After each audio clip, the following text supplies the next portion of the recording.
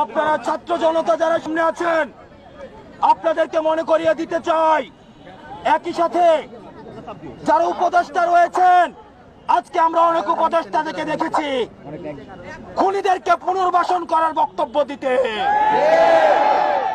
আমরা সেই সব উপদেষ্টাদেরকে মনে করিয়ে দিতে চাই, ছাত্র জনতার অভ্যুত্থানের মধ্য দিয়ে আপনি উপদেষ্টা হয়েছেন। সুতরাং যখন কোন বক্তব্য দিবেন, আপনার সামনে যেন 5ই আগস্টের গণভবনের চিত্রটা মাথায় থাকে, আপনার সামনে যেন 5ই আগস্টের পার্লামেন্টের চিত্রটা মাথায় থাকে। যারা স্বৈরাচারকে পুনর্বাসন করতে চায়, যারা খুনি হাসিনাকে পুনর্বাসনের মতো বক্তব্য দিতে চায়, আমরা ছাত্র জনতা যেভাবে তাদেরকে উপদেষ্টা বানিয়েছি, একইভাবে গদি থেকে ছুড়ে নামাতে আমরা দ্বিধা করব না।